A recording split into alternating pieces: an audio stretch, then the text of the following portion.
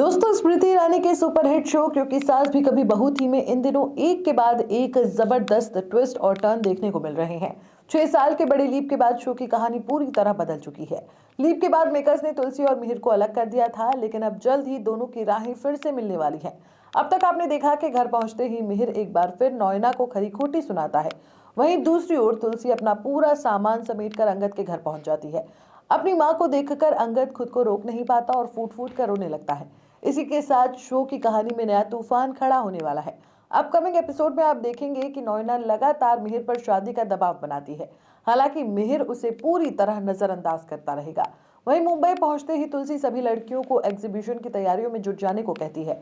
तुलसी ये भी फैसला करती है कि वो अपनी छोटे से बिजनेस को बड़ा बनाकर ही दम लेगी।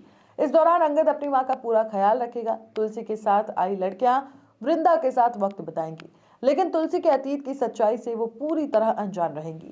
दूसरी ओर मिहिर की कंपनी के सारे शेयर रणविजय खुद ही खरीदने की प्लानिंग करता है। इसके लिए वो एक सोची समझी साजिश रचेगा। इसी बीच नॉयना भी अपनी नई चाल चलने वाली है। रणविजय को रोकने की परी पूरी कोशिश करेगी, लेकिन रणविजय के सामने उसकी एक भी नहीं चल पाएगी। रणविजय की हरकतों को देखकर परी को यह एहसास होगा कि गलत इंसान से शादी करके उसने अपनी पूरी जिंदगी बर्बाद कर ली। वहीं अब मिहिर और तुलसी आमने सामने आएंगे तो पुराने जख्म एक बार फिर से हरे हो जाएंगे। मिहिर तुलसी को बताएगा कि उसके चले जाने के बाद उसकी जिंदगी किस कदर बदल गई है। अब देखना दिलचस्प होगा कि क्या तुलसी और मिहिर का मिलन हो पाएगा। क्या रणविजय की साजिश सफल होगी। क्या नॉयना का सच सबके सामने आएगा। आपको क्या लगता है, कमेंट में जरूर बताएं। मिलते हैं अगली वीडियो में, तब तक के लिए नमस्कार। For latest Bollywood news and updates, please subscribe to Bolly Myth.